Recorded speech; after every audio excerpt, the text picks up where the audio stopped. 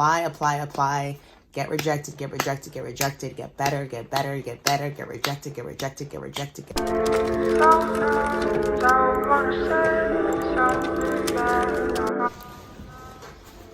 Hello, thank you so much for tuning in. I just want to start off by thanking each and every one of you for watching me. We've had some new subscribers. I just want to say hello, welcome to my channel. Get comfortable, invite a friend. More subscribers are always nice. That'd be great. On this channel, I just talk about whatever I want to talk about. Read my bio for more info on my About Me section. I usually have a good time. I usually laugh and talk. I'm supposedly working on this documentary that I haven't really touched in a while about one of my favorite YouTubers. But right now it's December and it's December. I am interviewing at different companies right now, which I'm excited about. I feel like when I get bored with a job, I just think about moving to another job.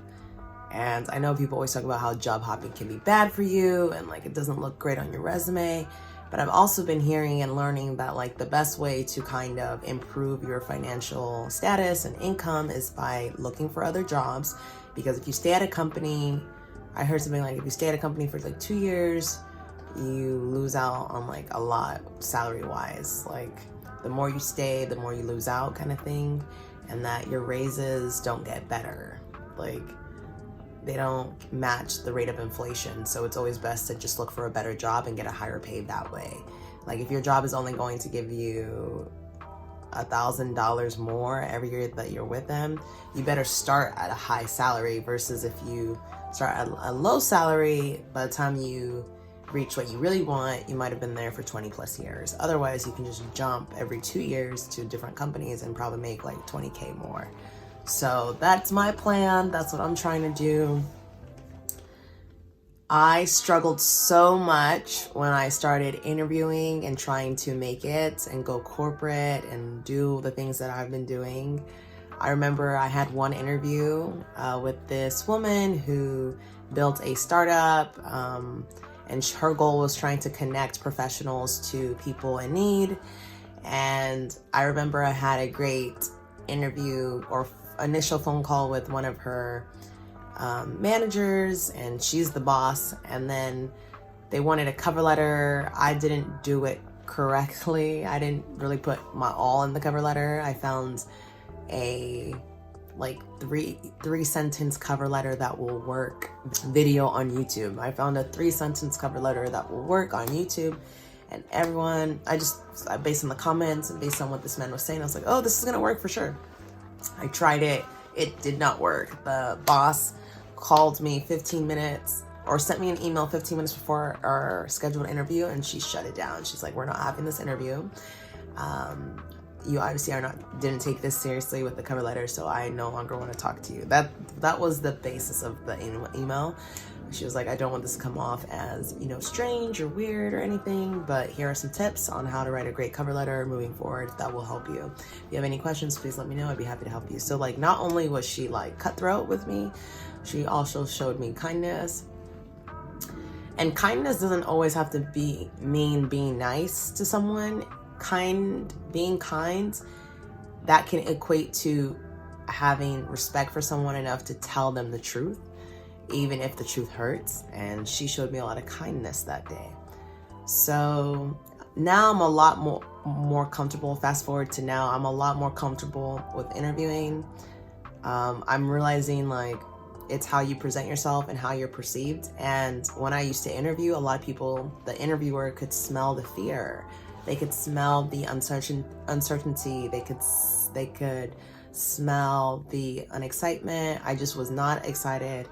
I was, very like, oh, I don't know, unsure. Like, and when you're interviewing something, they need to know right off the bat that you are qualified for the position. Like they obviously believe that you are qualified because they're having the phone call with you, but you need to get them excited that like you are the solution to their problems, and that you are excited and you're flexible and you're adaptable and you're willing to learn, you have a growth mindset, you know, these challenges are things that you have previous experience in, your management style is open or a certain way, and that, you know, you are a team player and you know what the goals and objectives are, and that you're excited for the company's growth, and, you know, you see yourself at this place. Like, all these things, I didn't know how to really convey this, and it took a lot of rejection in order for me to kind of get it together and like make sense. And honestly, like, a lot of people, I'm so happy I went through like 2 years of just rejection, basically, because it's helped me and shaped me now.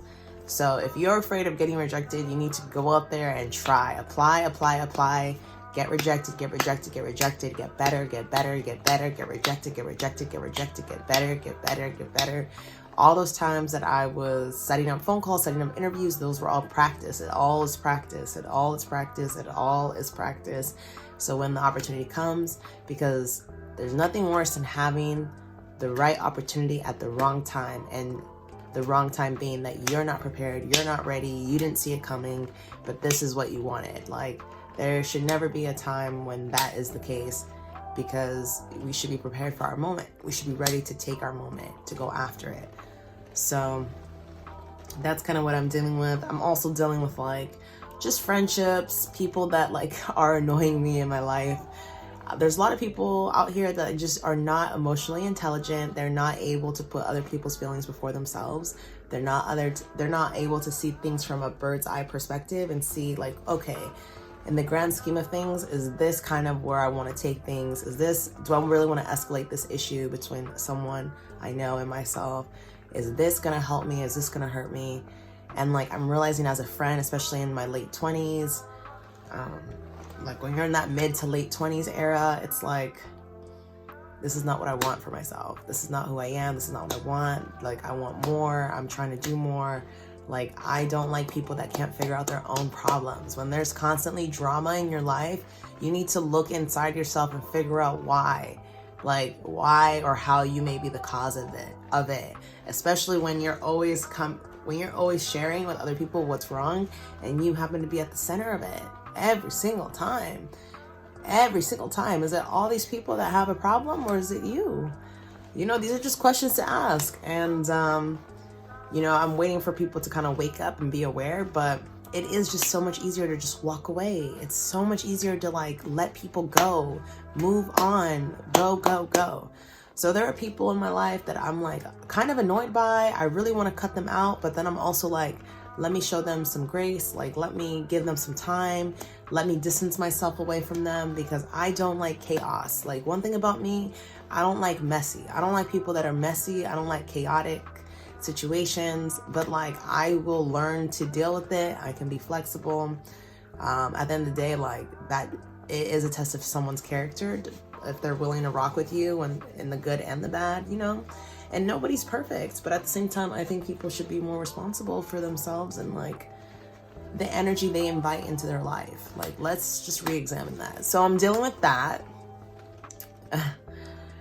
Dealing with the job search, dealing with friendships. It's the end of the year, so just things just feel so like cozy and almost romantic, but like not really romantic. Like, there's no romance. It's just, or maybe there's a romance with you in your life, in your love story of yourself and your lifestyle. I don't know, but I feel good about 2021, and like, this is the last month. How do I want to end things? What kind of note do I want to end things on for 2022? I really wanted to start with a new role. I wanted a new income. I've been really active this year, and I want to continue to remain active. I also want to figure out a side hustle that makes sense and makes me money. So figuring out a business model. I'd love for this channel to continue to grow. I'm not making money off of this channel just yet, but I do want that to happen in 2022. And like, it all depends on making content that people relate to, and like making content that people want to watch. because that is important, catering to you all, catering to the algorithm, but also remaining true to myself, because now I realize when people are like, just be yourself, it's so hard to fake it. It's so hard to be someone you're not on a consistent basis. You like, I could lie and be like, hey everybody, oh my gosh, woo! But I can't do that every single day. Like, I just want to be able to turn on the camera and talk. And this is who I am. This is what I'm about. I can either seem grounded, I can seem, you know, relatable, I can seem authentic, I can seem like boring, whatever. But at least it's like, I'm not putting on a show for you that I have to check and monitor 24/7, because that is not the way, one, to live life, and that is not the way to run a business, because this is fun, and I don't want to come to a time and place where I'm the rich YouTuber, I'm getting big paychecks, and I'm like, y'all, I can't even talk right now. Like, y'all, I haven't been feeling it, y'all. Like, it's like, okay, like, you can always turn off the camera. You don't have to respond. But yeah, like, when people depend on it and it's a lot of money at stake, like, they're accountable to you. Like, they need to, like, let you know what's going on. But there are some people making millions and they don't, like, they're just living off their channels that are making so much money. So they're old videos. So at the end of the day, I'm just like, okay, I don't want this to ever get to a point where I'm just burnt out. I want this to continue to be fun. I want this to feel like you're talking to a friend, and or just someone random that you connect with, you feel like you connect with. But again, I just want to say thank you so much for watching. Thank you so much for commenting. Thank you for rocking with me, especially those from the early days. We are growing consistently.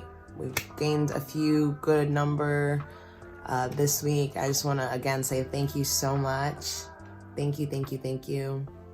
I'm gonna make another video about how great my week was and some of the highlights of my week. So stay tuned for the next video. If you have any questions, please comment below. I'd love to hear what you have to say. Okay. Thank you so much. Bye.